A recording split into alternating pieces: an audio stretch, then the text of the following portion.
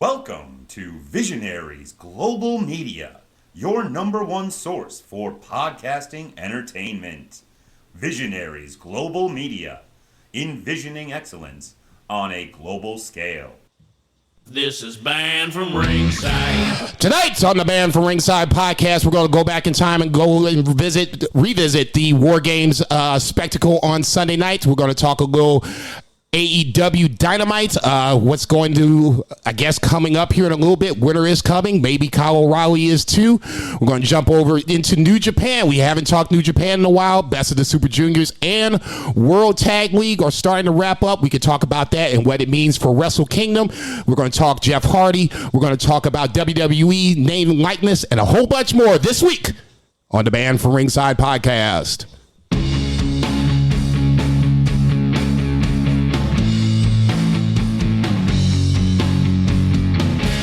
At 9 to 5, it's time to feel live. What up, Marks? It's your boy JCB. Welcome to the latest edition of the Banned from Ringside podcast. I guess I should throw the AK out there before I forget. Handing ovation, aka for JCB this week, out there in Portland, Oregon. BFR West being represented. Two Beer, Zach Pullman. Tell me something good, Two Beer. Something good is that damn pastrami I was just telling you that I ate, and dude, you made me so jealous about that. I was about to say, you made me so jealous about that. If it wasn't so late in the afternoon, I would run out and get me a pastrami myself. What's that? The sandwich place, Gio's? Am I pronouncing that right? Joya's. That's like 10 minutes away. It's literally 10 minutes. Sandwich yeah, in history. Without question. The only sandwich place I've ever heard of that only serves sandwiches and has won a James Beard Award. Dude, it's absolutely amazing. It's literally 10 minutes away, and I have to kind of don't go every day, don't go every day if I want to. It's like at least a once a month kind of a treat for me. Joya's, if you're local in the STL, take your ass down to Joya's. You can tell them Banned from Ringside since they'll look at you crazy because they're not a sponsor, but you can go there anyway. Just, give me a high five next time you see me. So obviously we are down one man. Bill is a little under the weather. He did take his COVID test, negative on the COVID test. I'm sure he doesn't give a shit about me saying that because it is negative, but he cannot speak, which would have been an interesting podcast to itself. God, I just, on a real desire, something fierce. So we're giving him the week off so he can get his shit together. He will be back next week. So in this scenario, allow us to bow our heads as I read from the latest edition of the Banned from Ringside podcast, volume 234, chapter 3, verse 14 of the Good Smart says, hashtag boo the heels. It is all good, baby. Listen, share, subscribe, repeat. The holy trinity of BFR. We're not going to fuck around. Two Beers got shit to do, and the Steelers game's coming up at 7 o'clock. So on that lovely note, let's get to that 3 count. The 1 count this week, we're going to go back and talk about the WarGames NXT, I guess, pay-per-view, for lack of a better word. This is the first pay-per-view for the 2.0 brand. I'll be honest, I wasn't looking forward to that. I think last week's episode, granted, Vice did come in and throw a monkey wrench and everything and brought us all kinds of shots and got us more fucked up. But I guess that more so to my point, I needed that to get excited about talking about this pay-per-view. I wasn't looking forward to it. Two Beer, what was your thoughts coming into the pay-per-view?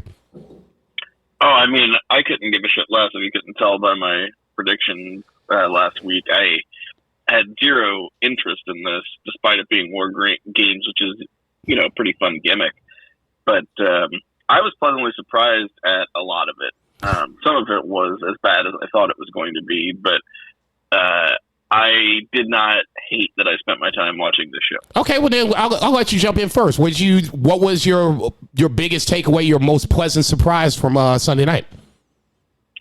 The men's WarGame match was really good. It did not overstay its welcome, and even though a lot of the guys were very, very green, the veterans really did a good job of carrying it, and I thought it was a pretty damn good match. Yeah, as much as I don't want to give this guy credit, I'm going to give him credit because I thought he was a standout performer on the men's side. Grayson Waller took a lot of bumps, delivered a lot of bumps, and I've said it on this podcast and I've said it on Twitter multiple times that I'm not a huge Grayson Waller fan. I just don't. He kind of rubs me the wrong way. He comes off as that reality star that, is just his shit doesn't stink. So it's easy for me to root against him. I couldn't give him any shit about Sunday night. I thought he did an amazing job. I thought he was the MVP of the WarGames men's side of the match. Obviously, I shouldn't say obviously, but those who don't know or been living on the rock for the last 4 or 5 days, NXT 2.0 did go over in the main event of WarGames. Braun Breaker spears Ciampa through a table and gets the 1, 2, 3. So that obviously now puts them at 1 win apiece. We'll talk about the fallout here on that in a little bit. For me, the biggest takeaway was, I guess I'm going to go with Cora Jade. I think she worked me, dog. For a little bit, I'm like, okay, this will, and don't get me wrong, the swanton off of the top, through the table, just sick. Just a sick fucking move. I'm like, okay, I didn't know you had this in you, Cora Jade. But then she comes up holding her shoulder, and I'm like, shit, god damn it, that's the last thing we need. So I'm thinking in the middle of the match, she's legit hurt. What we going to do? And now, Dr. Io Shirai comes over and jacks that arm back into place. I'm like, what the fuck is this? Okay, I'm getting worked. I'm totally getting worked. And right then I was like, okay, I have fallen for the okie doke. I've just got worked. So obviously we got a 4-on-3 advantage for the heels. And then Cora Jade gets the win. Rolling up Mandy Rose. I'm not a huge fan of that. I mean, if you're going to do a deep roll-up stack like that, you probably need both arms to keep the stack down, but neither here nor there. Apparently, they have some sort of plan for Cora Jade. Now, what that plan is, I don't know. You just don't have her doing these spots and then pinning your champion, which I think was a mistake, by the way, and not have some sort of long-term plan for Cora Jade. What did you think about the women's WarGames match? Yeah, I actually thought that was about the only good thing in this entire match. Ouch. I thought, obviously sick spot. She did a good job selling the arm. I mean, especially, if you're just a wrestling fan and you watch a lot of stuff, like we just saw Kota Ibushi, who's in a goddamn New Japan main event, pretty much the height of wrestling, if you're the nerdiest of nerds, like we are, and you really partake, right? This is just like the creme de la creme, or that sticky icky, it's that real. Ooh, wee. Yeah. Put it in the air. So, yeah, exactly. So, it kind of brought, a little bit like that, but WWE is usually good, especially I think in this sense with a lot of these women not having a ton of experience, especially in a match like this, where I was getting worked, and then I was like, this thing's still going on. I'm like, they would have thrown up the X, even in a WarGames. Right. So, but it was still good. But yeah, this match was just a sloppy ass mess. I was just frightened the whole time. When I guess it was JC Jane brought out the table, that to me where I was like, oh, okay. God forbid, this is no disrespect to JC Jane. I'm not sitting up here saying I could do a suicide dive without, getting my feet clipped on the middle rope. But that's the one person I didn't want to see doing any kind of crazy shit, okay? We have seen you bite it, okay? I don't want to see you bite it tonight for my entertainment. Please step away from the table. The other guy that I thought was, at least guy-wise, I thought was really impressive was Fabian Eichner in the Imperium versus Kyle O'Reilly and Von Wagner match. Now, don't get me wrong. I had no illusions that the challengers were going to win. I've been saying for a long, long time that I've been waiting for Von Wagner to turn on Kyle O'Reilly, and then obviously it happened at the end of the match or whatever the case may be. Kyle O'Reilly, he kills me. He's like, dude, you don't think I see this coming? I'm like, yeah. You like one of the smartest baby faces I know.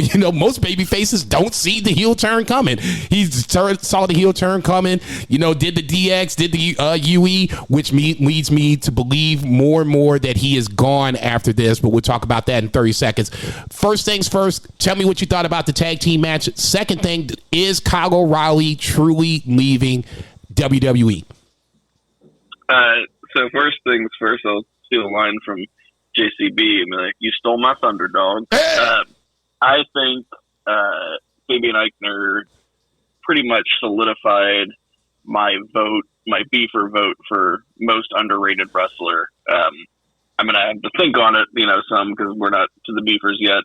But this is a very solid team. Both of these guys, Marcel Bartel and Fabian Eichner, they're just really good at what they do. And whether it's because they're predominantly been on NXT UK and not necessarily on, main roster or main NXT for the most part, or it's because, they are like Austrian dudes, or whatever. They just don't get a lot of shine as far as, you hear a lot about them. No, you really don't. And they are really, really good. Fabian Eichner just over-delivered with this. This was a match that was really reminiscent of an actual takeover. I mean, Von Wagner was totally serviceable in this. Like, he did what he was supposed to do, and then everybody else was great. Right. And so I would not have been mad if this was on, like, an actual traditional takeover, which is, probably, that this and then the men's war games, if you would have swapped these other matches out with, some classic black and gold matches, this would have been like a solid takeover. But yeah, really good. And then as far as O'Reilly, kind of both him and Johnny, and we might be getting ahead of ourselves like a little bit, but we can. We'll talk about Gargano towards the end of the one count. But what do you think about KOR? AEW feels like where he's going to go. He didn't have that same send off that Johnny Gargano had. They made time to make sure that Gargano could say what he wanted to say. Kyle O'Reilly loses to Von Wagner in the steel cage match to open NXT. To me, that's flashes an Undisputed Era symbol. Right. That to me signals two things. You know what I'm saying? Gargano, maybe he leaves, maybe he doesn't. If he wants to stay, I think they basically showed you, the door is open. Candice LeRae is still under contract. She's probably going to be there, 9 months after the fact whenever she delivers this baby. But if you're WWE, I don't think you go out of your way to give Johnny Gargano this huge send-off if he's going to AEW. If Kyle O'Reilly's going to AEW, okay, motherfucker, we got you. And I think that's how they played it. What do you think? Yeah, I mean, slightly less publicized than Johnny because his wife's not a professional wrestler on the same brand, but Kyle's also an expecting father early, next year. So I didn't know that. I can see both of them taking, a little time for, paternity or whatever. And using this as an opportunity. They both have built-in feuds because of the, built-in feuds if they were to come back. Honestly, I don't see a future for Kyle O'Reilly in NXT or WWE, not nearly what he could be in AEW, with his, getting the band back together. Right. He seems much more like a Hunter guy, and Hunter's not around. Right. And, it just kind of makes more sense for him to go. And at the same time, Johnny, I think, they did a great job kind of with this send-off and, getting some heat, building in a feud if he was to come back. I loved, his like send-off speech. I actually didn't watch it until right before the podcast because I didn't really feel like crying all week. So I put it off. But, Mark. Yeah. I ain't gonna lie. I shed a tear too. I'm like, damn, Johnny, you got my ass, motherfucker. But yeah, and there is a future, I think, for Johnny in the sense that even if he were to take a step back or only wrestle once in a while, I think that they would love to keep him around as a resource, as like a trainer resource. So that's an opportunity for him to make money without taking a toll on his body. I don't know how he's feeling physically. I mean, he still wrestles like fantastically. Yeah. But yeah, I mean, selfishly, yeah, I want to see him go elsewhere because I want to see Johnny wrestling in more 5-star matches. But, he's having his first baby and, he's going to do what's best for him and his family. And if that's NXT, I mean, I'm not going to fault him for it. I can honestly say now that he's off of that television show, I didn't watch it. all the time anyway after it switched to 2.0, and actually a little bit before that.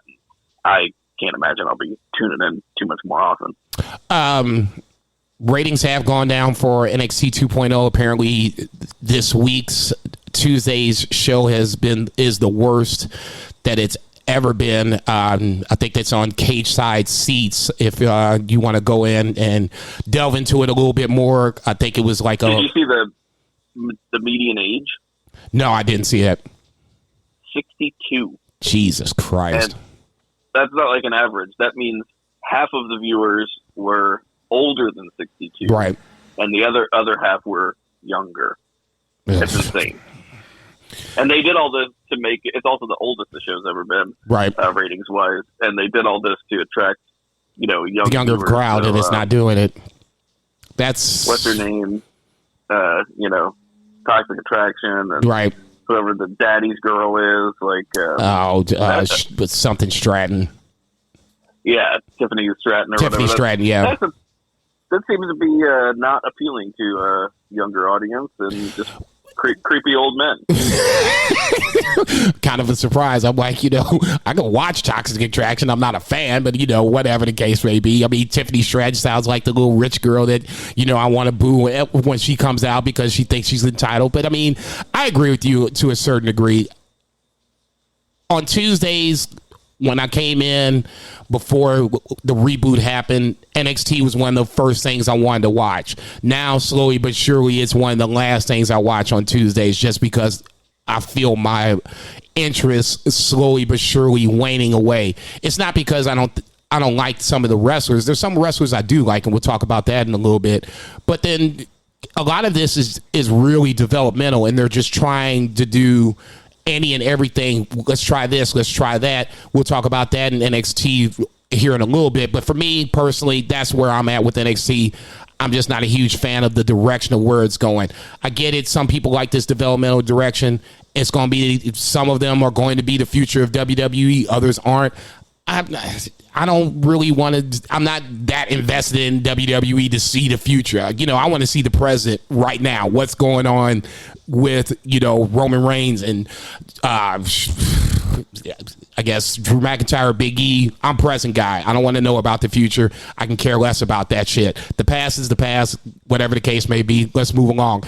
Cameron Grimes versus Duke Hudson in a hair versus hair match. I'll start with this. I said it, I guess, last week. I said it on Twitter. I had no real investment in this match. To me, this was the feud versus Cameron Grimes and LA Knight, just a notch down.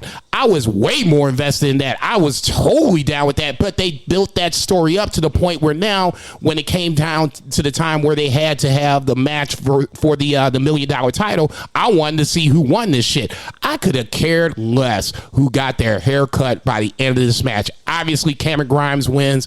He takes a nice little chop off of the head of Duke Hudson. Neither here nor there. He comes out on a Tuesday night with a platinum blonde wig. You couldn't see that coming. I guess I'm old school on this one, Vice. I want to see everybody get their hair chopped off, and I'm just going to be the guy screaming on my lawn about this. Two Beer, what'd you think about the hair versus hair match? It was fine, but yeah, no investment. Like, you really, for a gimmick like that, you need heat, and there's just no heat, really. It happened so quick. Yeah, which is classic. I mean, WWE does this thing where they very often do the gimmick match first to start the feud, and then finish it with a regular wrestling match, which is right. The most backwards shit you can imagine. I mean, if you tell the story right, because they did it, and I'll be the first to admit it. I wasn't really a fan of the LA Knight Cameron Grimes feud, and then as it started to go along, as they did the vignettes with the on the golf course and all this other shit, that's when you got me, because you got me to invest into the match. They told the story. This was a story, all right, but it was like a 2-week story. It's a poker game. The next thing you know, Cameron Grimes is bluffing the shit out this motherfucker, and now we got a hair versus hair match. Yeah, it was whatever. It was something to fill time.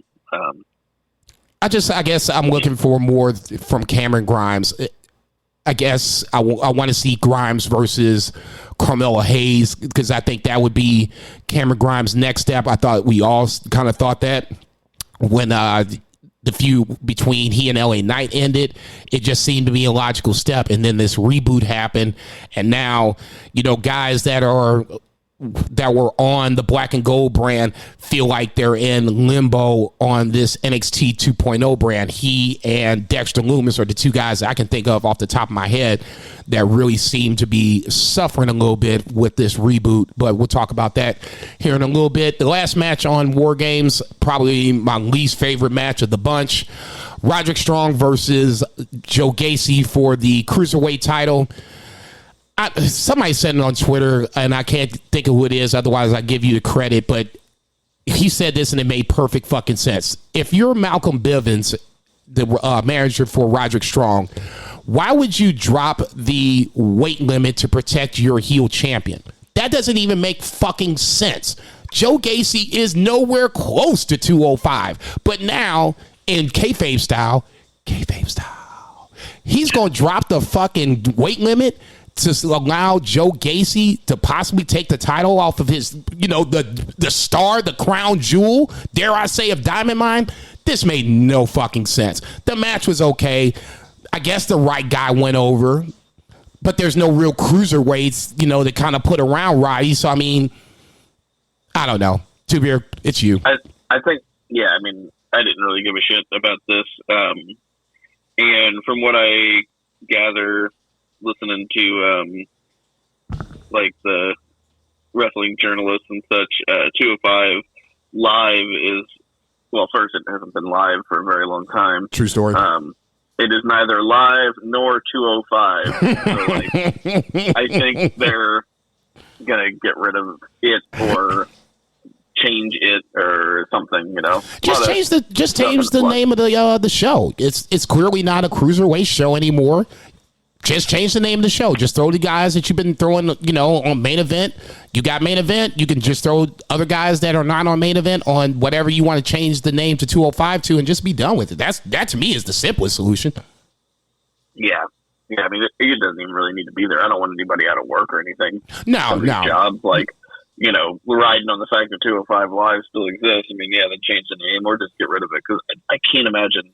They won't release the numbers because, it's their internal stuff. It's not on Peacock or anything. I don't think it's on WWE Network. So, I want to say if you went to Peacock, you can see main event. But like I said, for me, that's where I start drawing the line with WWE. You got me on 3 shows. I'm not watching this 4th show where Cedric Alexander and Shelton Benjamin are getting ready to job to some guys I don't want to see them job to. I can't remember who they lost to. I was just like, Jesus fucking Christ. This is ridiculous. They got me on 1 show a month.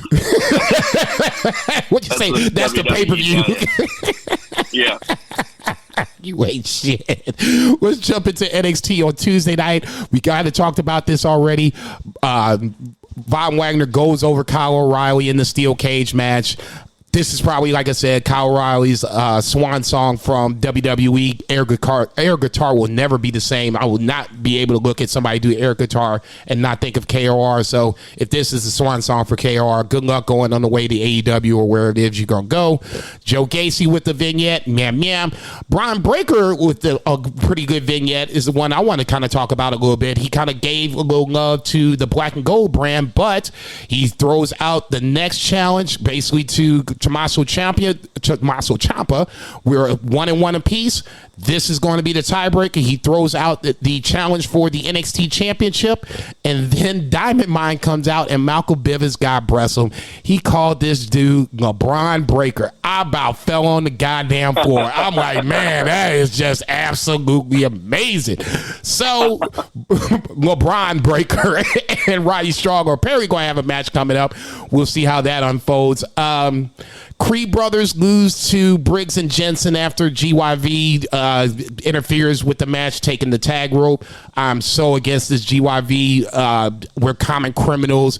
We're the scum of the earth. We're going the KO route. You want to see scum? We'll show you what scum looks like. Look, GYV is one of the better tag teams you got on this fucking roster. And the fact you got them doing this bullshit is the reason why I don't like to watch this 2.0 of NXT. Two-Beer, what do you think about GYV being common criminals at this point?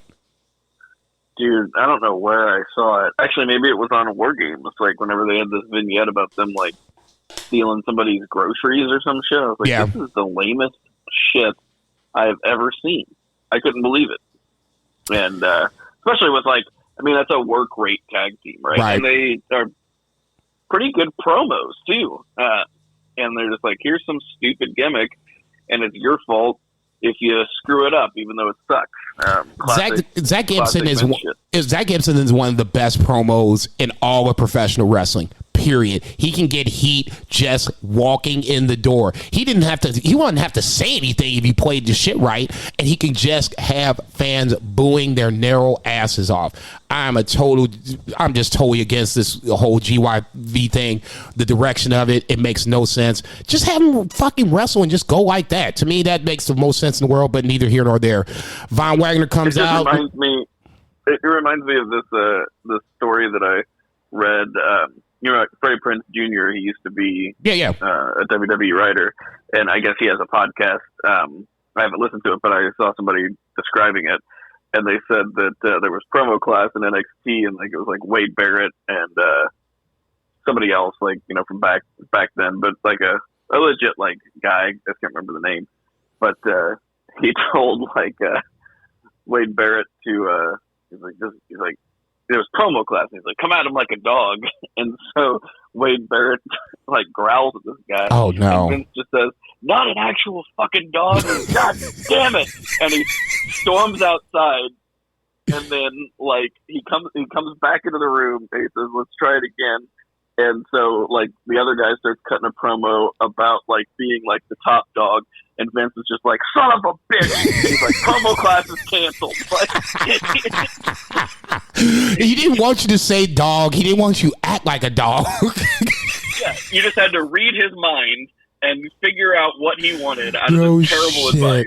God damn, that's a perfect little microcosm. I guess, and this is just me. You know, I'm hearing this story for the first time. The way I would interpret it, it was just give a really hard, solid promo. If you foam up at the mouth or you spit a little bit, that's okay, because that's what dogs would do. I don't know.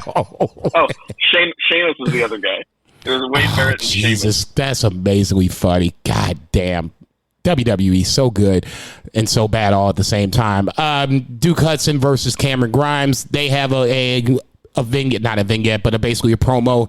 They're going to do a no holds barred match now at this point.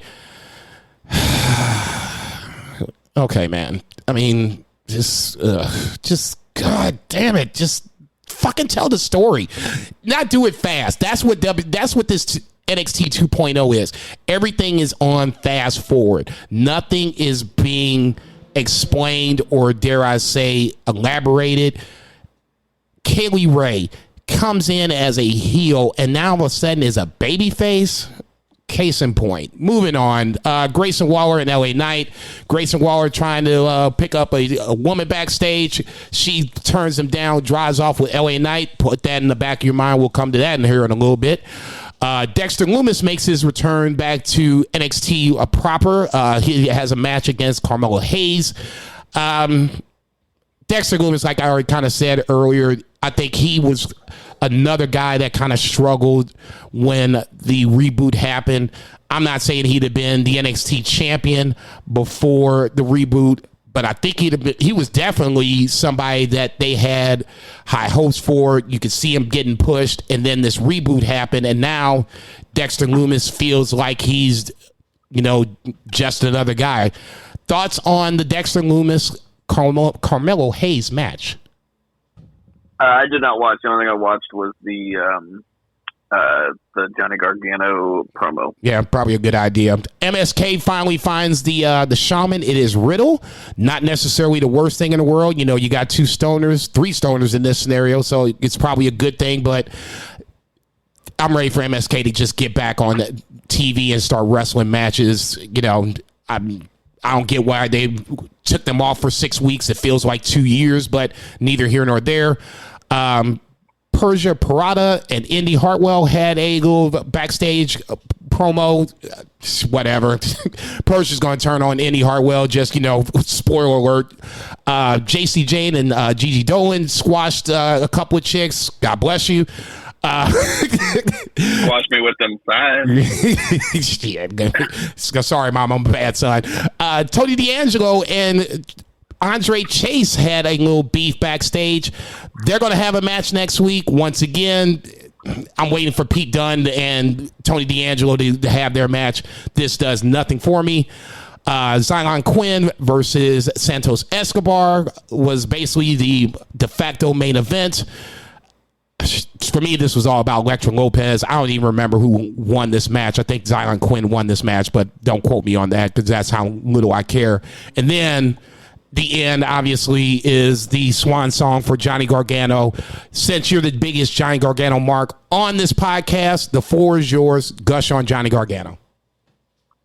Oh, yeah. I mean, I don't think there are not many people that are so often like quintessentially connected to a brand to where you kind of wonder just what in the hell this promotion would be without this person. And Johnny's one of those. I mean, he gave us the best matches in NXT history.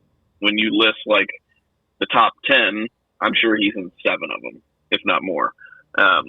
And the other one's probably just because it was like some tag match that DIY wasn't in. You know?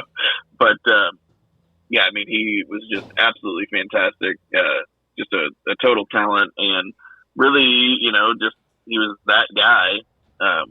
You know, he's the Tanahashi of New Japan, or you know, like you can always rely on those people to give you to entertain you and to, you know, give you quality entertainment. And it's just really telling too that in his kind of go home speech, his going out speech, whether he comes back or not, he's going away for a little while. Right.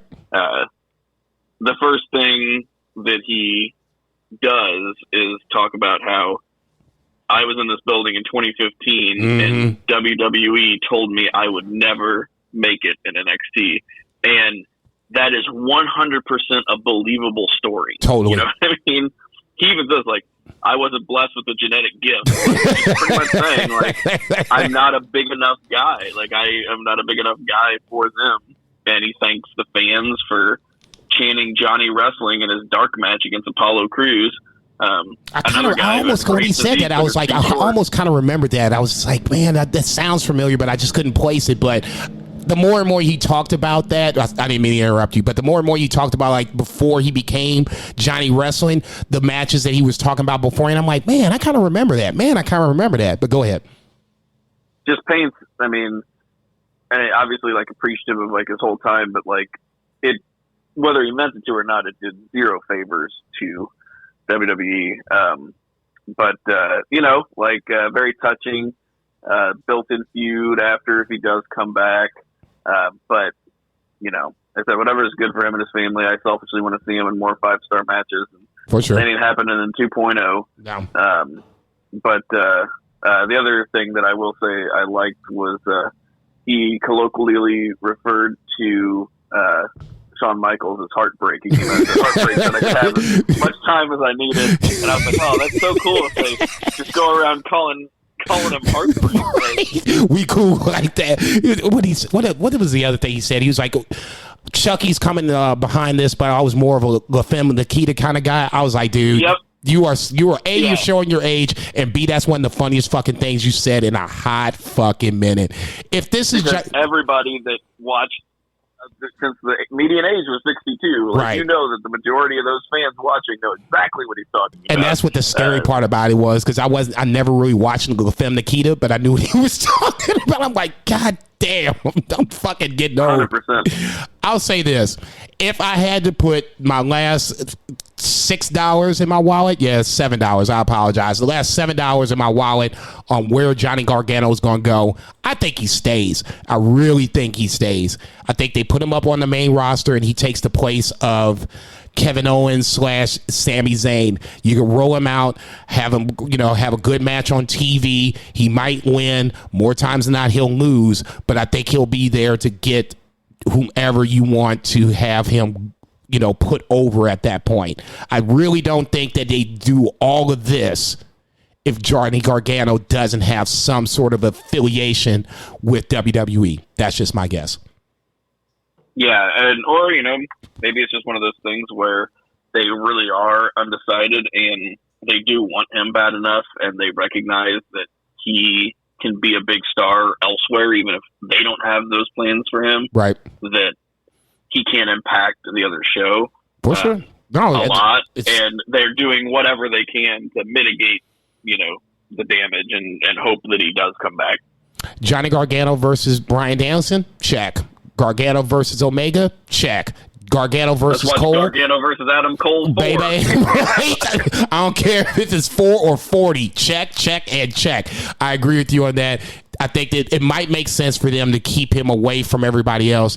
It makes more sense to keep him in the fold and help him build either NXT or go to the main roster and start putting guys over there. But we'll see. For me, it's neither here nor there. Either way, shout out to Johnny Gargano. Shout out to not Adam Cole, but Kyle O'Reilly. Hopefully good things in the future for both guys. Good things, hopefully, for the upcoming pregnancies. And on that lovely note, let's get to that 2 count. AEW, talk to me, Two Beard. What's happening on Dynamite? Man, just so much cool shit. This was a fascinating opening to a television show, and it's just something that we always compare WWE and AEW, and there's certain formulas for AEW, but WWE is very, very formulaic. Yes. AEW not so much, or not as much, but this is not expected. Nah, they got my ass. They got my ass. Yeah, MJF's music kicks off. CM Punk comes out to thunderous boos because they were looking to cheer MJF because MJF told us last week that he was going to be cheered in his hometown, and the fans are a captive audience in AEW. They're a captive audience, and they are one that knows that they have a role to play, and they are going to play that role often the way that they are supposed to. And this is a perfect example of it because they knew that their job was to cheer MJF as the only fandom in the world, the only in the entire world. That's what I was saying last week. How you go boo Cody Rhodes? It's his hometown. Go ahead. Exactly. Yeah. So sometimes they don't do exactly what they're supposed to do. But now, as we'll get into it soon, Cody's leaning into it, so they are doing what they're supposed to do. Yeah, I really want to talk about that. So CM Punk kicks off the show, comes out, and just goes full heel on Long Island, just burying the Islanders. He's a Chicago guy. He's burying Long Island. Talks, a lot of cheap heat stuff, talking about how good Chicago is and how bad Long Island is. But never really telling a lie either. So he's going full heel, but he's also telling the truth. So he's just he is a baby face, but he's just being a dick to these people because they're being a dick to him. And, he's like, this is your guy. I feel sad for you. I can't believe that, this is who you're deciding to cheer for. Calls him chicken shits for backing, such a, terrible dude as MJF. And, I called him out. He decided to walk away. I'll say this: when MJF's music kicked off, I was like, okay, this is cool. We're gonna get the battle royal. Let's get this shit rolling. And then Punk comes out. I'm like, you motherfucker. Okay, so now we doing this shit. I loved it, number one, because you got me. Anytime you can get me on wrestling on any kind of swerve, I'm already invested. So he comes out and they are booing the dog shit out of him. I had never look. I know MJF is that dude, and he is probably the top heel, gets the most heat, whatever you want to call it in AEW. I really, really thought that Punk was going to come out and not get nearly as booed. Going this route ensured the fact that he got booed. He came out, ran down Long Island, ran down the Islanders, and everybody, and it was like Bizarro World, because Long Island was really, really, really starting to get on CM Punk. I'm like, this is the craziest fucking thing I've ever seen in my life. He brings out, that's all you got? Chicago was way better than this. I'm like, damn. And this was all, that part was all at the beginning. I thought this was an amazing fucking segment. It just shows the versatility for me with CM Punk, that at any given point, if you want to flip him heel, same way with Bryan Danielson, you can flip him heel. If you want to keep him as a babyface, you can keep him as a babyface. CM Punk, for me, delivered so well. I'm not going to say put this on the, the promo of the year, candidate for the beefers, but this was really fucking good, and it makes me want to see Punk versus MJF that much more. Oh, totally. So, after calling him chicken shit, he heads back and go to commercial. We come back and we have maybe my favorite vignette of the year. Just, what was it? Pretty much, the Long Island hero, right? Just pulls up in like a Lamborghini or some shit, some like stupid sports car. And then they just go run down the list of, all-state wrestler, never taken down, all-state, defensive tackle with a bunch of sacks or like whatever. Yeah, most sacks in the season, or most tackles in the season, something like that. I mean, it was basically, the MJF, hit list of accomplishments. Go ahead. Including him being on like the choir squad and like the leader of an a cappella group, and also my favorite one, which was, and dude, like so many chicks. And he looks at the camera, kind of, it's like the side of like, yeah, so many chicks. I'm like, this motherfucker is crazy. That's why I love heels. Go ahead. He's wearing his high school varsity jacket, and then his music hits, and that's what he comes out in. And, like, it was like pretty mixed, but he got like a big babyface pop, like right at the beginning. Oh yeah. And they were really behind this dude, and he comes out for the Dynamite Diamond Ring Battle Royale, and even though he works the whole match as a heel, they are cheering him the entire time. Totally. So the lineup, MJF, Wardlow, Matt Hardy, Frankie Kazarian, Jay Lethal, Ricky Starks, Will Hobbs, Dante Martin, Leo Rush, Matt Sydal, Lee Johnson, and Lee Moriarty. And good lineup, because, I mean, I could see, most of those people, being in, this match, because it goes down to the last two, and then eventually, the last two refs actually have a match for the Diamond Ring. And so super cool.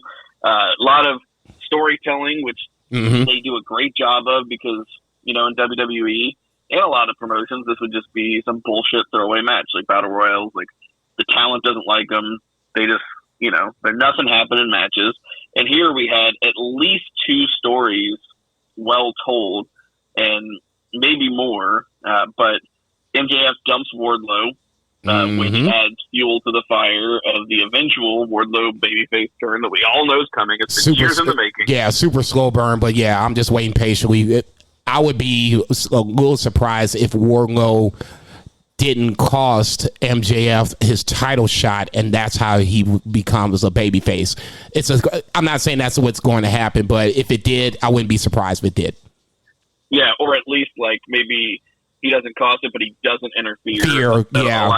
Yeah, forcing MJF, like MJF is expecting a support, and then he loses. Right. So yeah, like, the CM Punk MJF match, that's definitely going to happen. Something like that, where Wardlow is supposed to maybe hand him the ring or whatever, and he just like doesn't do it, and he walks away, and CM Punk gets the win. So we can see that. Great storytelling.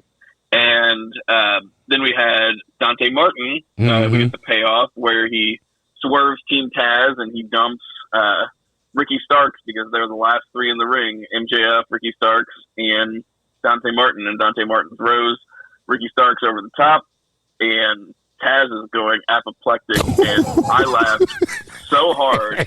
Like, dude, Taz was like cracking me up in this, because he was talking about it was later on the show, actually, but right here he's talking about how, like, oh, he swerved me. He's like, terrible. He's like, he signed a contract. He's like, my lawyers suck. I'm sitting there thinking, Chaz, don't feel bad. I'm not saying he got me too. I'm sitting there thinking, how's it the MJF's getting out of this motherfucker? But ultimately it plays itself out. The one thing I took away from the vignette, well, two things actually. The MJF vignette, it was really reminiscent of when Charlotte Flair came in for her WrestleMania match. She flew in from the helicopter or whatever, so it was like a callback to her dad back in the 80s, and it basically, it followed her into the arena or whatever, and then you had the actual live scene when Charlotte came out, MJF came out, same concept. The other thing that I kind of took away from it was MJF looked oddly happy. I mean, dare I say, baby-faced happy. It almost looked like he was getting ready to kind of tear up a little bit because Long Island was showing him this much love. This is what Atlanta, and y'all need to be ashamed of yourselves booing Cody Rhodes like that. That's your hometown boy. That's what I was expecting Atlanta to do last week, and they didn't do it. I'm like, man, you keep fucking with this, Cody gonna go heel on you, and we're gonna talk about that here in a little bit. Go ahead. Yeah. Another little story in there during the match. Bunny passed Matt Hardy some brass knucks and got Jay Lethal out. So there's probably a match happening. Yeah. I was gonna say I totally didn't even think about that, but now that you mentioned it, that kind of makes more sense. I don't necessarily want Jay Lethal to be going up the ladder so quick, and it feels like he's going to be one of those dark elevation guys to start. This is fine. I don't have a problem with him and Matt Hardy having a little feud for a little bit. Yeah, a couple veterans. And so anyway, I'm very pissed, right? So starts beating down Dante Martin, and MJF, who had just shaken Dante Martin's hand like a pure babyface. Like, he's like, hey, buddy, good job. Like, he threw him out. And he's like, we're going to have a match. Great match next week. Put her there. I'm sitting there looking like he getting ready to punch him. Go ahead, punch him. And then he just leaves, and he walks up the ramp, and Ricky Starks starts beating Dante Martin down, and MJF's like, should I? Do I go save? And, he's really trying to decide. And then he's like, oh, no, I'm not going to do it. He turns around to walk towards the heel entrance. And then he just turns around and starts running like the purest babyface you've ever seen. And he gets in the ring and then just starts beating the shit out of Dante Martin. Dude, it was amazing. It was so amazing. So he slides underneath the ring ropes, and they're doing the face-to-face. I'm like, come on, guys. You're both heels. Think about it. Think about it. You have a match with him next week, and he just turned on you. Don't do WWE. And I feel like as soon as I said that shit, the next thing you know, MJF's got him in the headlock, and he's beating his ass. Ricky Starks is stomping him like he owes him some money. It was absolutely perfect. The first two segments, the Punk segment when he came out and ran down MJF, and then this match itself, I thought was a really good way to kick off AEW Dynamite. I loved both segments. Yeah, I was just like, this is going to be like a killer show. Yeah. And there was some killer stuff on it. It kind of, I wouldn't say lost, I'd say maybe the second half it lost a little steam, but this first half was It came out banger for sure. And then we had Jurassic Express and Varsity Blondes defeated the Acclaimed in 2.0. Max Caster had a pretty good rap. Talked about Jungle Boy can't cut a promo, and we'll send you packing like Andrew Cuomo. I was like, okay, that's it. Governor, yeah. Put the mic down. You don't have to say anything else. You made me laugh. All right, we're good. And pretty good match. Anthony Bowens kicked Brian Pillman right in the face. I mean, just smoked him. Just smoked him right in the face. He asked Britt Baker for an appointment on Twitter, and she said no. So I'm assuming he probably lost a tooth or something. I totally didn't see that. That's great. Yeah, he says, "You have a spot for me?" And she just said no with a period at the end. So I think nobody's breaking kayfabe. I love it. Oh yeah, the big bummer here was Eddie Kingston comes out to throw Daniel Garcia into the stairs to kind of, keep him from interfering, kind of continue their feud from their good match, a couple weeks ago. But, then camera goes back and Eddie Kingston's ranting, but there's no audio. Okay, so, cool. I was getting ready to ask you. yeah, you couldn't hear what the hell he had to say. And Ortiz is there, and they're both New York guys. So, like, the whole idea, obviously, was for them to get a big pop, like a big local babyface pop. But, you know, you couldn't hear anything. And then 2.0 and Garcia come and do their classic backstage beatdown that they're doing every single week. And they leave the babyfaces laying, you know, which is fine. But, like, it lost a lot because you couldn't hear what the hell that they were saying. So, no, I totally agree with that. I wanted to see if you wanted to make that connection, you needed to have volume or audio, whatever you want to call it. Now I was thinking if Ortiz is there, Santana is going to have to be involved in this in some form or fashion. It feels like Chris Jericho is getting ready to go on tour with Fozzy. This feels like 6-man tag. Eddie Kingston and Santana Ortiz versus 2.0 and Daniel Garcia. That's just my guess. Yeah, and it's like it's almost like Eddie's kind of a ancillary or honorary Inner Circle member.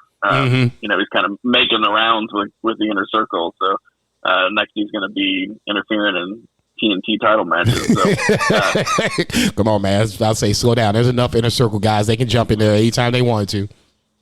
And then if it wasn't for that fantastic vignette, I would say the next part would be the highlight of the entire show.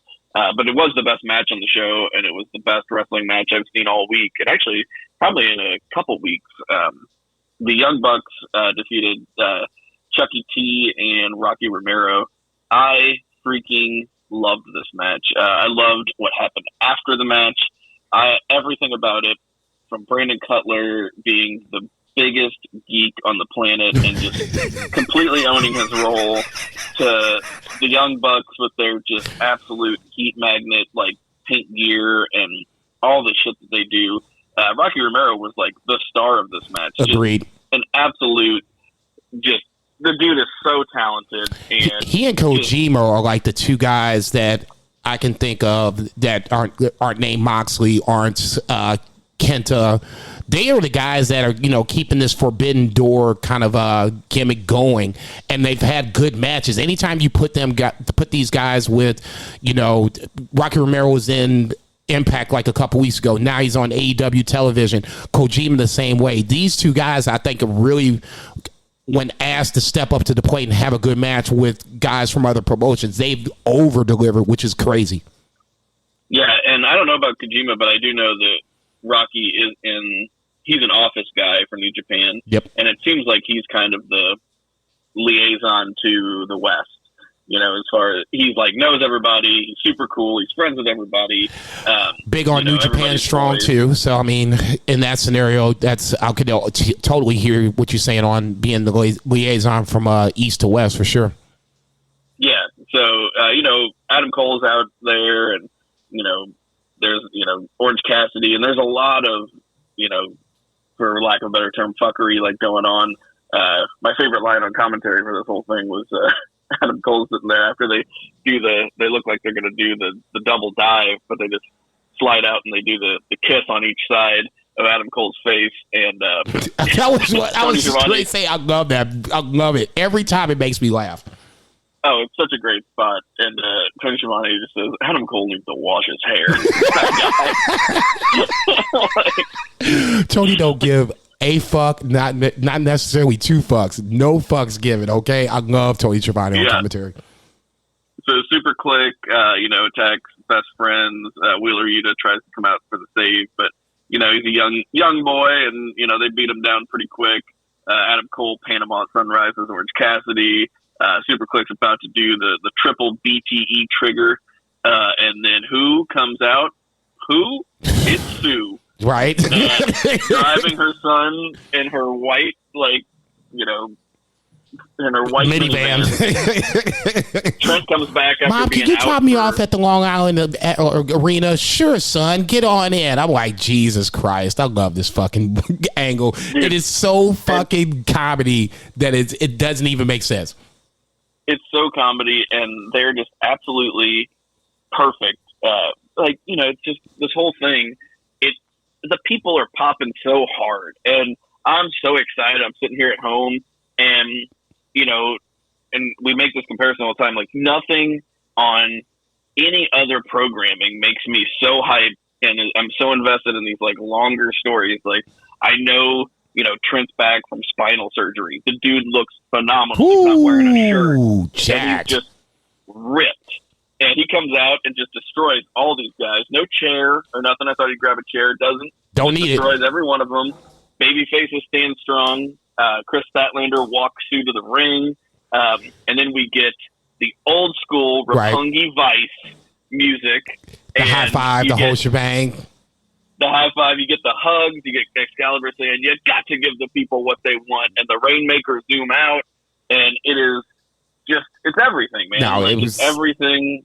It's such, Bill would say, it's a variety show. And it's exactly what it was. It was absolute variety. This was my favorite part of the whole night. It was my favorite part of the week. No, I would have, as much as I don't want to agree with you on this scenario, I will agree with you on this one. I thought this was really well done. I thought the Super Quick was getting ready to just stomp out Best Friends. We Were Yuta, everybody and anybody. And then, all of a sudden you kind of pan back and, you hear this music. I'm like, who the fuck is this? And I'm like, I see the minivan come up like, oh, you got to be kidding me.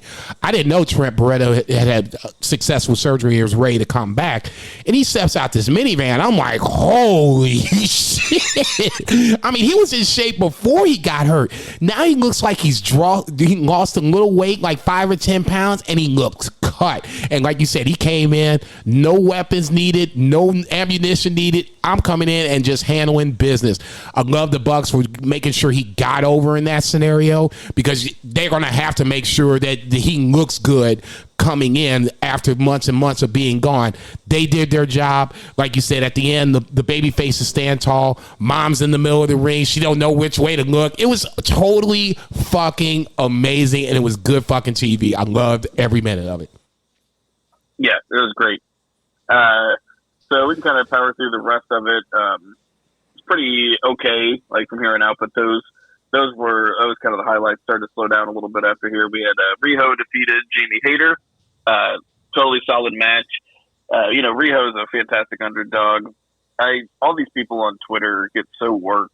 Like, it's so stupid. Like, that's her whole gimmick, is she's an underdog. And she's tiny. Yeah. And people are just like, she's just not a credible threat. I'm like, dude, she's like the first champion. Like, she had like a good championship run where she was like taking all contenders, including Nyla Rose, like multiple times.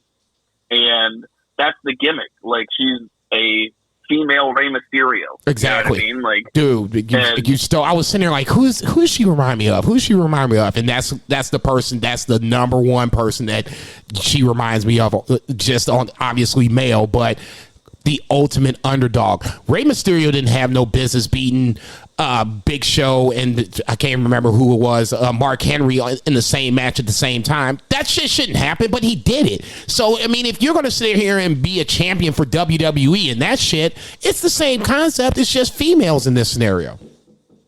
Yeah. Yeah, totally fine. Britt Baker stomps on Riho because that's what she does. She's a heel. And then Varsity Blonde's on stage for an interview, and Malachi Black spits mist in Julia Hart's face. Okay, hang on a second. I just said that sentence.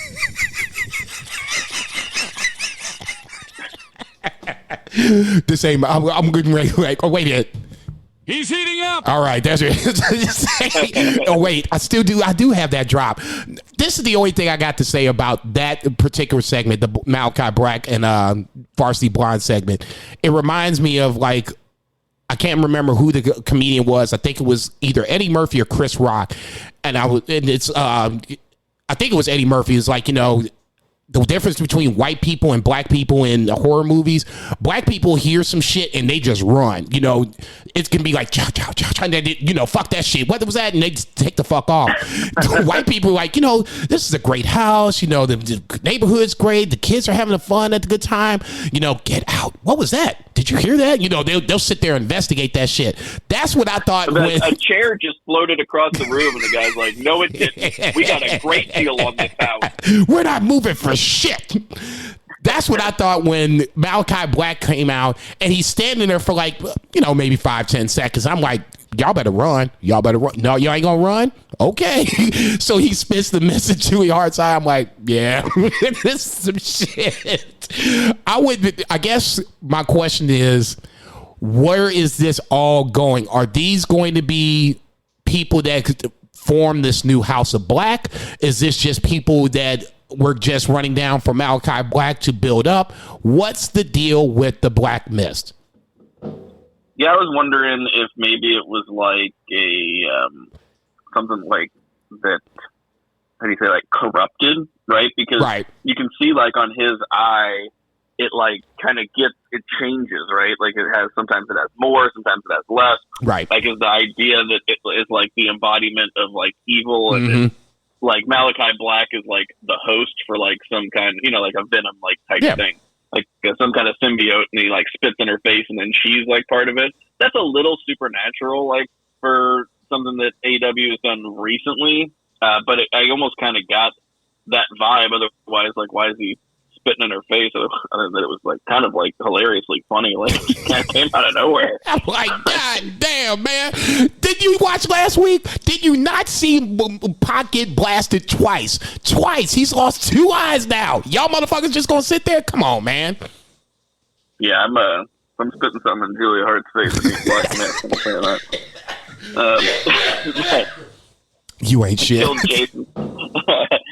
So then we had Bryan Danielson defeating John Silver, and I mean this was not unexpected, but again, hometown boy, like it was kind of perfect, like the way this lined up, because they kind of schedule these Dynamites like far in advance. Like I don't know if this was like an actual plan or if it was just something that kind of clicked and they ended up figuring it out. But they got all these guys for Danielson to beat in their hometown. And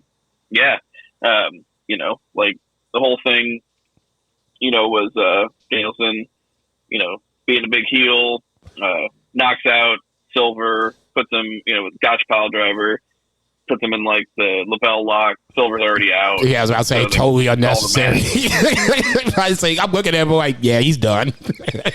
Yeah. Danielson says he was like, oh, I said I was going to kick his head in. I never kicked his head in. And then Page runs out to, further runs him off, classic, go home shit for, a big title match next week for Winter is Coming. So super exciting, and also very excited for upcoming Rampage. We got FTR versus the Lucha Brothers, which should be good.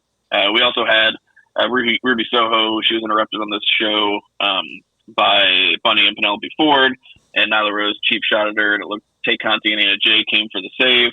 So why did they hit them with the chairs? Why didn't they hit them with the chairs? I mean, you bring it in the chairs. I'm like, come on, man. Just take a swing at it. Even if you don't hit these motherfuckers, don't bring in the chair and not use the shit. Maybe the heels were supposed to get out of Dodge faster than they did. Right. So they really kind of made the baby faces look like chumps. Right. And like Tay is just like way too much of a sweetheart to like swing a chair at a person. Like, I'll let you go, but don't let this happen again. Yeah, like she was like the happiest looking person, and that she could just kick your ass like so fast. I'd probably pay money for it, but what, for her to kick your ass?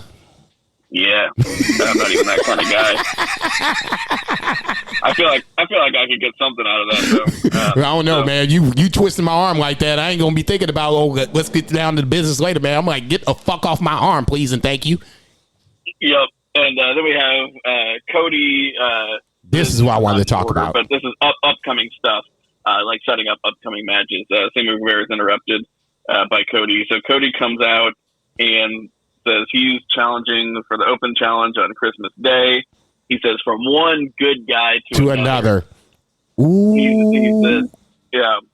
He's like, I'm looking forward to accepting the open challenge on Christmas Day.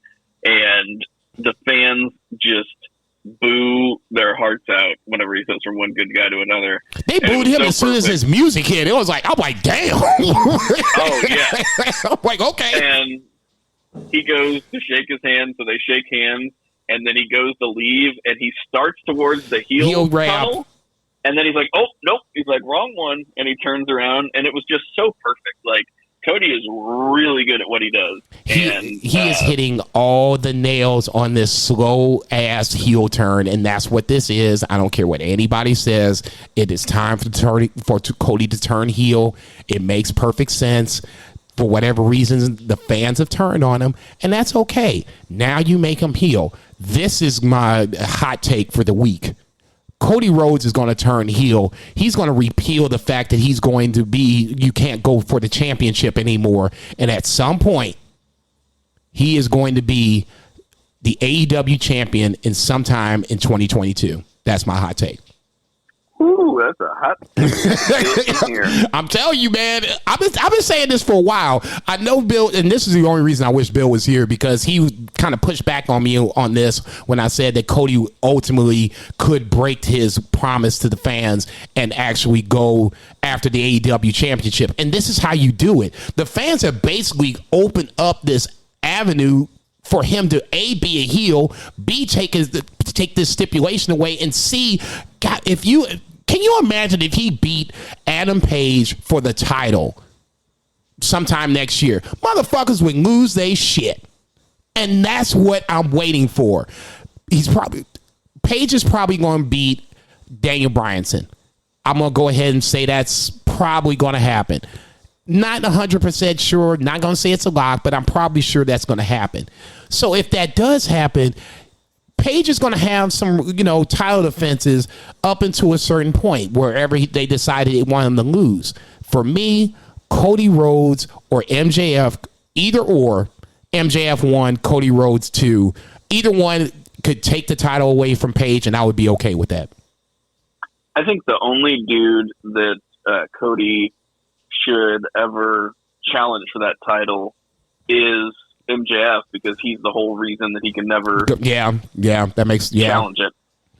I think that's the only way. I don't think that they'll try to get out of it, but I think that's the only way that you could, is because we still have not had that Cody MJF payoff at all.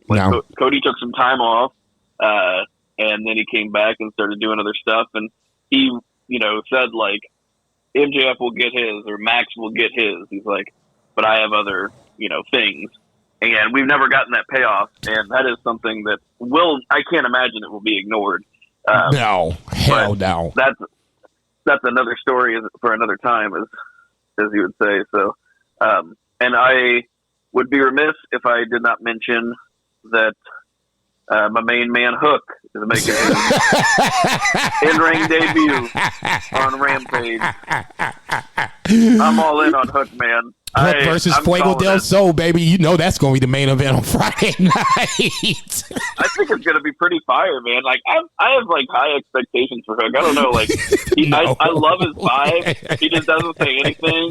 He's eating bags of chips. I was like, if I was Hook's age, I would he'd be a role model to me. I love his vibe. Hanging out, I'm all in. Hanging out, not saying a word, just come in, take a bump or two, maybe beat somebody's ass, with some help from Hobbs and Starks. Yeah, I'll just say this: to me, Hook is funny because everybody's made him a joke. But if he comes out on Friday night and takes it to Fuego del Sol, he'll gain a little of my respect. I ain't gonna lie, but right now, the big announcement from Taz is I'm waiting for it. I'm is it going to be Hobbs? Is it going to be Ricky Starks? Who's going to get a piece of fucking Dante Martin? He's talking about his son. I'm like, man, what the fuck is this? You got my ass. I loved AEW Dynamite this week. I thought it was a really good show. It was a really good go-home show for winners coming next week. Obviously, we have the title match, Hangman versus Bryan Danielson. I'm pretty sure that we're getting Cole versus Orange Cassidy next week. Is that right? It seems like it, based on what they had.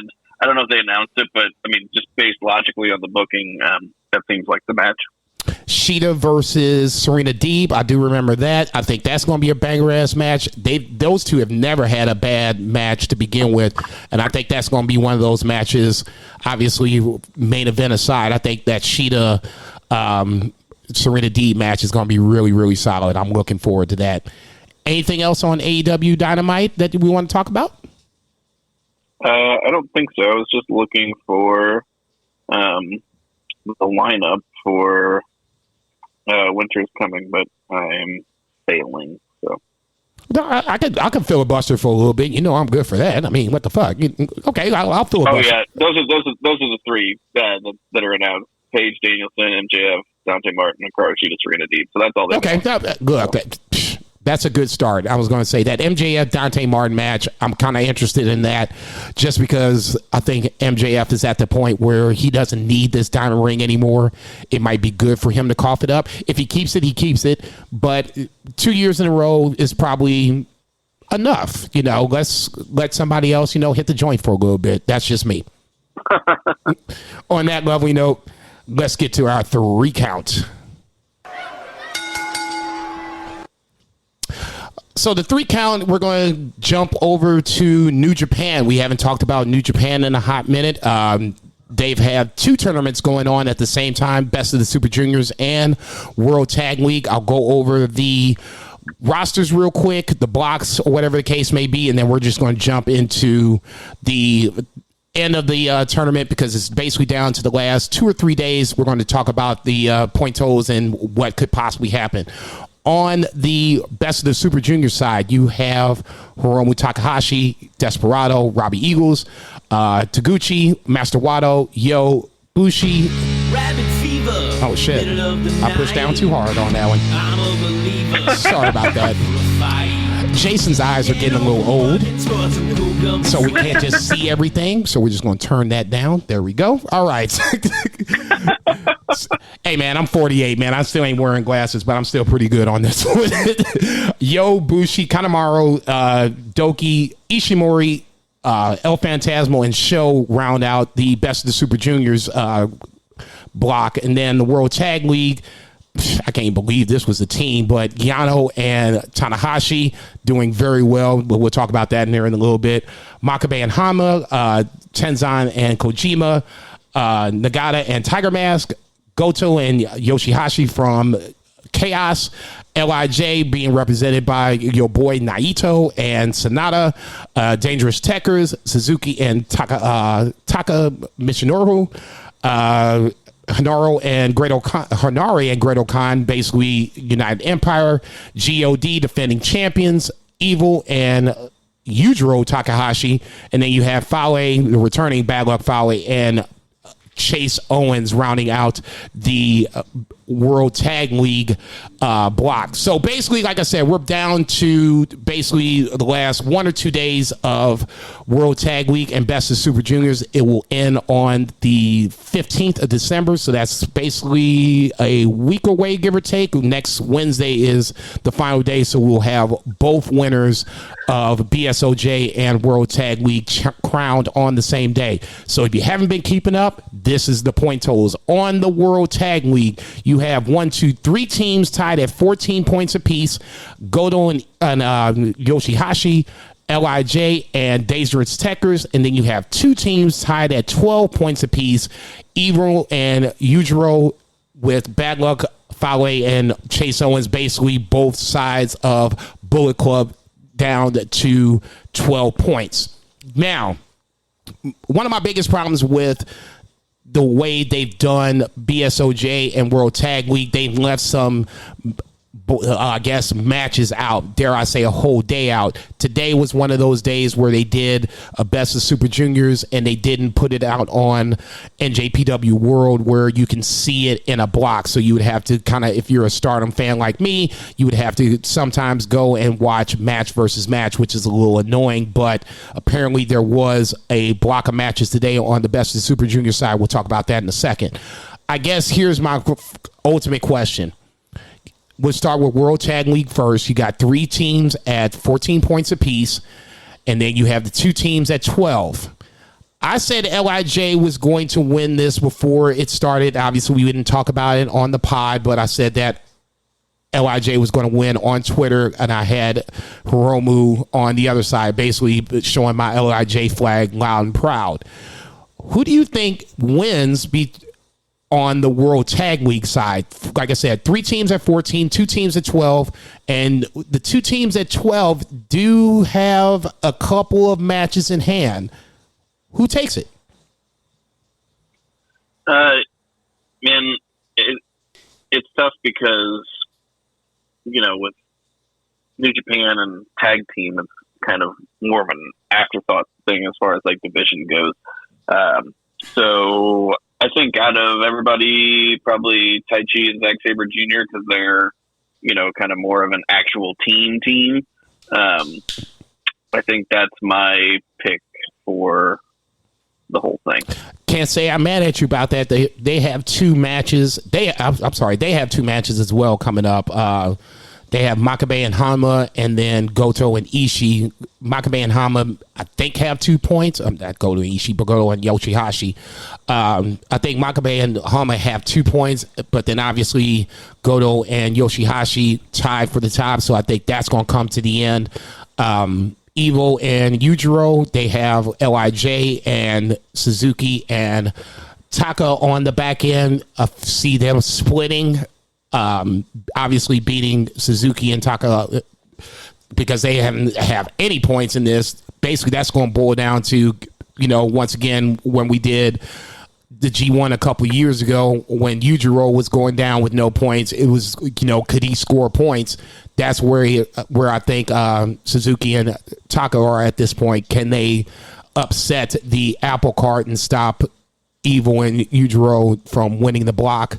Fale and Chase Owens, they're in the same spot. They have GOD on the final night. They have Tanahashi and Yano beforehand. I can see them splitting that as well. I can see them losing both of that as well, especially with GOD being the defending champs and essentially out of it with 10 points. I can see that being a possibility. LIJ is probably the one team that I'm looking at, and for obvious reasons, and seeing them being in a bunch of trouble. They have Evil and Yujiro for the final night. To me, that would be a must-win scenario. They had a draw versus Dangerous Tekkers, if I'm not mistaken. So then we're dealing with tiebreakers and the whole shebang. I'm going to stick to my guns. I'm going to say somehow, some way, Sonata and Naito win the tag league. I just think, especially when Naito gets hurt by Zack Sabre Jr. during the first night of G1, New Japan is all about the stories and all about making it, I guess, a complete circle. LIJ and Dangerous Tekkers, to me, are on that collision course for the tag team championships, especially if it's going to happen at Wrestle Kingdom. You're going to have to fill up 2 nights. That makes sense to me on the World Tag League side. But like I said, that's just me being the homer of homers. On the Best of the Super Junior side, you have 6 guys in contention. 2 guys at the top, Desperado and Hiromu Takahashi, both tied at 13 points apiece. Their match was a 30-minute draw, and if you didn't see that match, you might want to go out your way and go see that match. That was a really good match. And then you have 4 guys tied at 12 points apiece with Ishimori, Sho, Yo, and I can't read my own handwriting, Robbie Eagles. So the last night of the Best of Super Juniors, you got Despy versus El Phantasmo, Ishimori versus Robbie Eagles, Ishimori versus Taguchi, and then Sho versus Yo, the battle of the brothers for the last night of Best of Super Juniors. I said Hiromu was going to take this shit. I know I threw a lot of it real quick for you. Just quick thought. Who takes Best of the Super Juniors on that side? I feel like Takahashi is the favorite just because he's, that guy. Right. But I do think that out of everyone not Takahashi, Robbie Eagles has a good chance.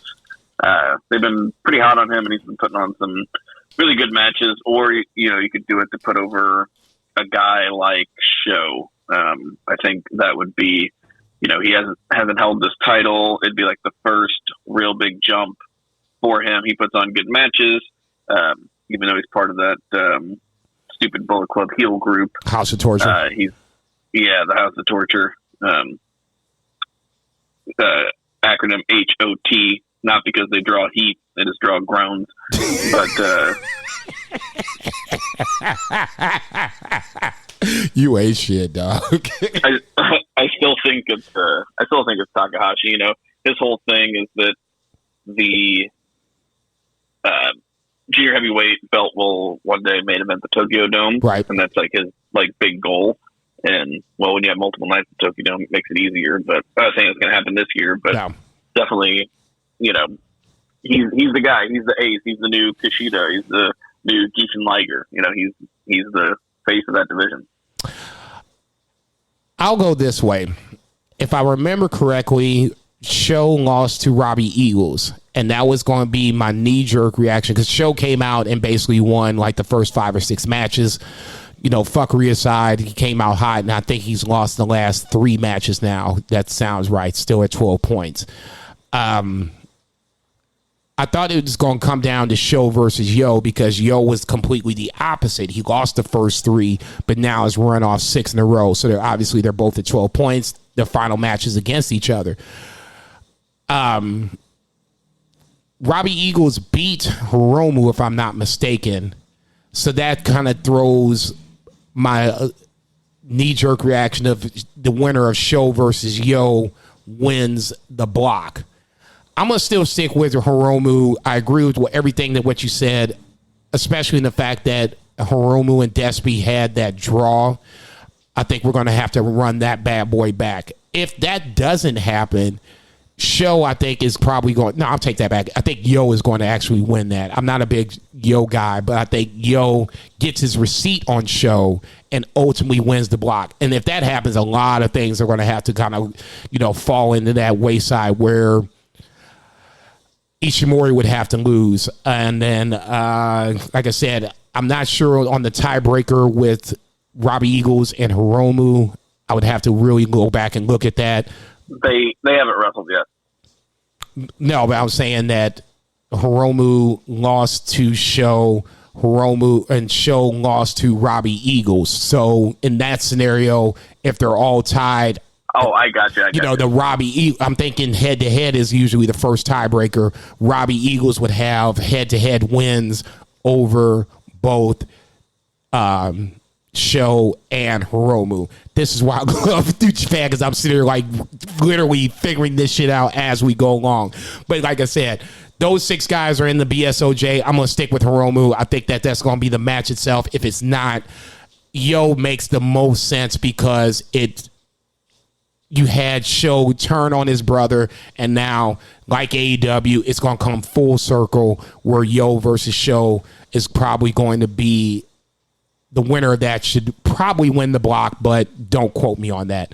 Outside of that, just quick thoughts on Wrestle Kingdom coming up here in a little bit. I know we had talked about Wrestle Kingdom for a little bit, and there was some trepidation about Japan closing their borders because of this new virus that's coming out. And from what I've understood, and I've put that on our text thread, obviously you can't see this, but basically New Japan has come out and said that anybody that has worked over in New Japan beforehand, those like Jeff Cobb, Will Ospreay, guys that you expect to see on Wrestle Kingdom 16, they're going to be allowed to come back into the country on a re-visa versus someone like me that has never been to Japan. I wouldn't be allowed to come into the country because obviously their borders are covered. From that point, I'm really still excited about what is coming for Wrestle Kingdom. Okada and Shingo is going to be the shit, and then the winner gets Will Ospreay, and then from that point we're going to start mixing and matching matches together. I'm really looking forward to excited and looking forward to Wrestle Kingdom. Thoughts on what could possibly happen past BSOJ and World Tag League? Yeah, I haven't put a ton of thought into it because of the volatility and like the unpredictable nature. Unfortunately, even though I do keep up with New Japan and still watch all the shows and stuff, it outside of that individual intrigue that you talked about, where you're trying to do the math and figure out who's going to win like the tournament, I haven't really looked too far past that because I haven't wanted to get my hopes up on things that No, I could totally be dashed agree. away, No. right? You know, Kota Ibushi is one of those guys. I was thinking about that today. I'm like, okay, where does Kota come into this? I mean, if he's healthy, then I want to see him on a Wrestle Kingdom show, either night 1 or night 2. If he's not healthy, then obviously, sit your ass down and let's get yourself right. But Kota Ibushi is one of those wild card guys that I was thinking about that doesn't have a match, hasn't been around for a while for obvious reasons. Where do you think that Kota Ibushi, if he's healthy, let's just say he's healthy coming into Wrestle Kingdom, how do you put Kota Ibushi into this Wrestle Kingdom card for 2 nights? What is it? Like, Will has the winner of night 1, right? Yes. So I would say have him wrestle on night 3, the winner of that match. Only problem with that is night 3 is apparently going to be a New Japan versus... Oh, yeah, I forgot the Noah. Yeah. I guess card or whatever the case may be. It won't be seen right away, but you would get the replay or whatever the case may be on demand like a week later. So as much as I would love to see 3 nights of Wrestle Kingdom, but I think this is probably the right thing to do because I'm a big fan of Noah and I would like to see other Noah matches. Not like I need to watch any more wrestling in my life, but it would be nice to see somebody or another promotion going against my favorite promotion. But unfortunately, in this case, that's not going to happen. I would almost be on the thought of just having Kota sit this one out, even if he was healthy. New Year's Dash is usually the next night or the week after, whatever the case may be. Whoever comes, you got New Beginning. Yeah, whoever comes out of that, whoever comes out of that scrum between Shingo, Okada, and Will Ospreay, that's the winner of that. That's where I want to see Ibushi come in, so that way he's healthy. At least on the days that he's been gone, healthy enough to come back strong, and then give us a performance that, we've been kind of waiting for. If it's Okada and Ibushi, it makes sense. If it's Shingo and Ibushi, it makes sense. If it's Will and Ibushi, it makes sense. For me, Ibushi is not necessarily the end game, but it's a part of what should probably have been happening for Wrestle Kingdom to begin with. The fact that he got hurt probably threw a little monkey wrench into all of this shit, but that's just neither here nor there, in my opinion only. Oh, I'm with you. Yeah, it's tough, and I heard somebody say, actually I think it was Dave Meltzer on Observer Radio, it was a very sad thought, but because Ibushi's almost 40, and he's had all these injuries, and he's been very sick. Jesus Christ. He's had a really bummer year. Fucking 40 years old. He looks way too good to be 40. I know, he's like 39 though. And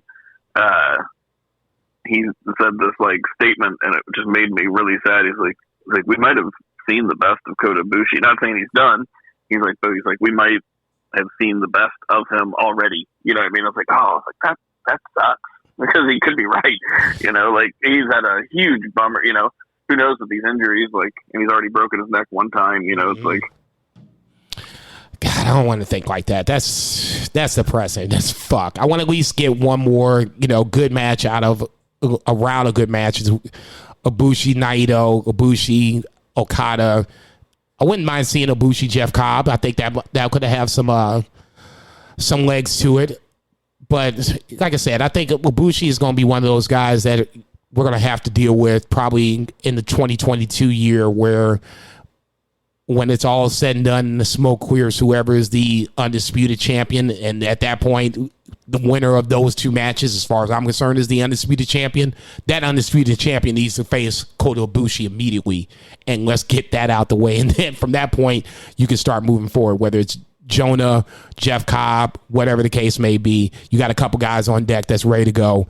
I'd like to see that happen, but we'll check this shit out. If you don't watch New Japan, this is probably a good time to start doing it because Wrestle Kingdom is coming up here in a little bit, the 4th and the 5th of 2022. It is going to be absolutely fantastic. Your boys got both days off. Thank God. They just gifted them motherfuckers to me at work. I'm like, oh, I don't have to ask off this year. You're just giving it to me. Fan-fucking-tastic. Good job, Sydney Street. I appreciate you on that. All right, that's going to end it for our recount. Oh. Didn't turn that up. Okay.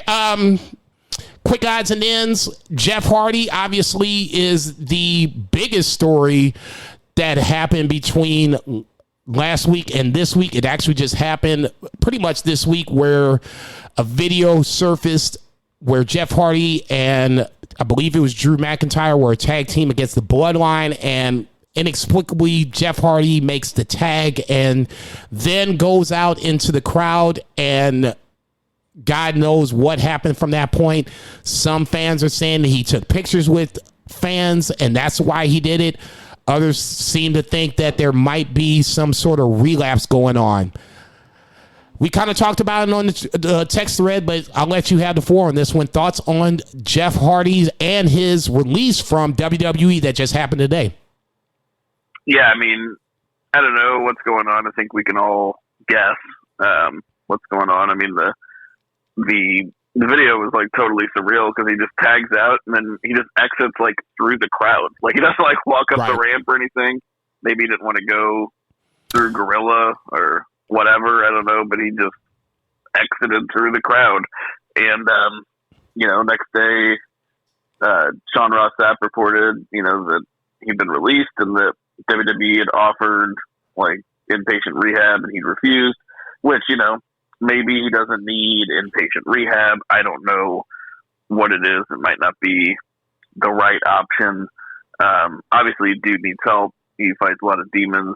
He is a transcendent personality. I mean, there's been a huge outpouring of love from his colleagues and not just colleagues, but fans and other wrestlers and stuff. And he's been an inspiration to an entire generation. The dude was constantly over. He was never not over. Even when they had him running around the 24/7, title, the dude was still getting huge pops and he was always getting people into his matches. And, dude has driven under the influence, multiple times. That's not great. It's not a good thing. I feel like, a lot of people are very quick to throw stones in glass houses. And man, I've seen some really, really bad shit on Twitter, particularly from, there's one person that you're always arguing with on Twitter. Just completely, Shocker. just being such a dick about, he's not the only one. There's plenty of other people. Just being a huge dick about this. And I don't know, I just kind of err on the side of, hoping that he gets help and, he can be healthy for him and for his family. I don't want anybody to do poorly. It's just it's a sad thing. And, on the total opposite side, all the folks saying that, this is the perfect opportunity for AEW. It's just dude, there's so many more important things than wrestling. Right. It is what it is, and it's a bummer, but, hopefully he gets the help that he needs. And, that's all I got to say. No, I'll kind of piggyback on what you said. For me, it was a bad look when I saw this. I was just like, okay, what the fuck is going on? Why is Jeff Hardy going to go? No, Jeff, don't do that shit. So a couple of days had passed, and then obviously the announcement of his release came up, and then it comes to light that he turned down inpatient rehab. That to me is kind of scary. You know what I'm saying? Because, it's not like this is his first time. We've been down this road before. If somebody that's not close to Jeff is not pulling him aside to say, hey, you might have a problem. Hey, this isn't the first time we've done this, this might be something that's beneficial for you. I think that's kind of a problem into itself. You can't just, the people that I like in my life, the people that I appreciate the most are the people that don't blow smoke up my ass. If I'm fucking up, if I do something wrong, then those are the people that I expect to say, hey, sit the fuck down, shut the fuck up. There's been plenty of times that Bill has told me on the softball field, look, motherfucker, you doing too much. Sit down and shut the fuck up. And I take that for what it is. There are times where I do too much. And I know I'm doing too much. And I'm just like, fuck it, we already over there. Let's just do this shit. Somebody needs to be there for Jeff Hardy to say, hey, man, we love you. Come back over to the fold. There's obviously something wrong with Jeff Hardy. We all have demons. Some are small, some are big. These are big Jeff Hardy demons that are carrying on his back. At a certain point, I would like to think that Jeff Hardy would be smart enough to say, hey, I can't do this by myself. I need some help. But then if he can't do it, then somebody else in his immediate circle, whether it's wife, brother, sister-in-law, whoever is close to him that, can reach out to him and, make some sort of sense out of this, they need to step in and get Jeff Hardy under wraps. I don't care if he goes to AEW or not. Ultimately, if you want to pin me down to what I think is going to happen, ultimately, I think he does. But right now, in the immediate portion of this program, December 9th, 2021, he needs help. And he needs to go to rehab and get the help he needs. Even if he doesn't think he needs it, he probably fucking does. You don't do shit like that on camera. And not even on camera. This is a fucking house show. You don't do shit like that on a house show and don't think you need help. That's just my thought. Either way you want to slice or dice it, shout out to Jeff Hardy. I want him to get better. I'm not even a hater of Jeff Hardy. I really like Jeff Hardy at the end of the day. But one of these days, he's going to have to get some help. Hopefully he gets it sooner versus later. The other thing I wanted to talk about before we get out of here is a article that friend of the show, Blood Girl Raven, sent over to BFR Pod talking about WWE and some, I guess it's 14 or 15 amateur athletes being signed to an NIL agreement. Now, those who don't know what NIL is, this is name and image likeness. So basically, WWE will pay these 15 athletes from college to ultimately train with WWE, and then WWE will pick the guys and girls that they like, hopefully guys and girls that they like, and then offer them a contract down the line. Looking at the list, it's a lot of people that are athletes, track athlete, baseball, basketball, one professional wrestler, basketball, track and field, a 400-pound football guy. So, I mean, that's going to be your next almost.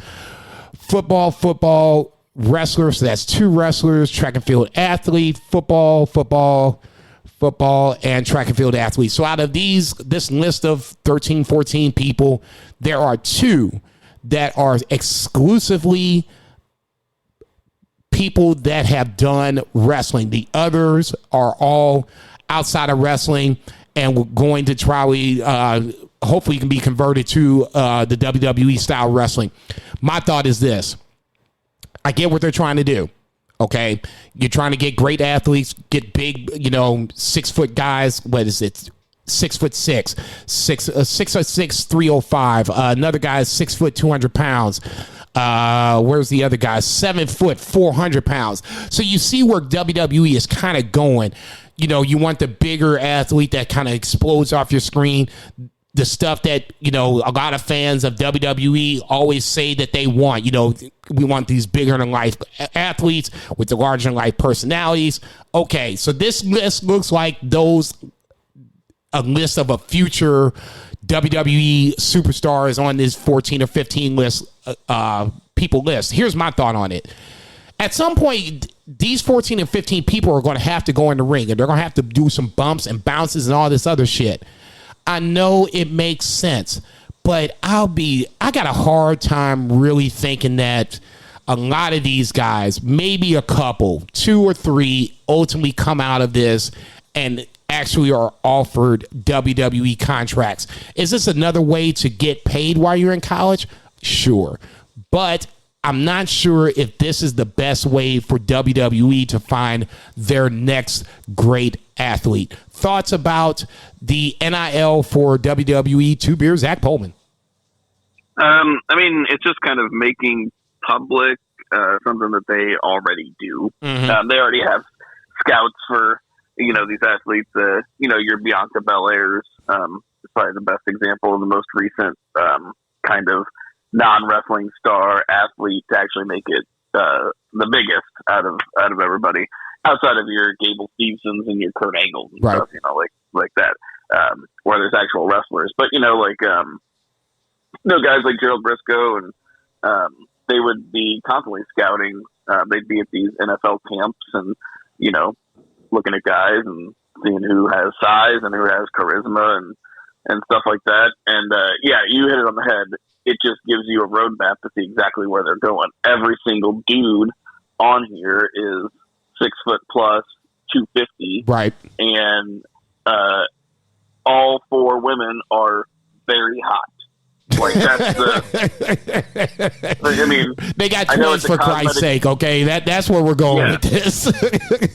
Yeah, exactly. So, props to the athletes for being able to get paid. It's the NIL, name, image, likeness.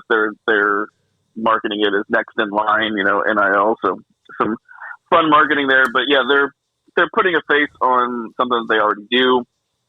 They're kind of giving us glimpses into their thought process and plans. But yeah, it just goes to show you exactly what we already know. They have a type, and yeah, and I wouldn't say unfortunately, but I guess we're going to kind of just factory some guys and girls through this type and hopefully see what sticks. I don't like the fact that there's a lot of non-wrestlers on this group. I know there's, guys and girls that haven't wrestled that have gone on to greatness. The Rock being on my Mount Rushmore is one of those guys.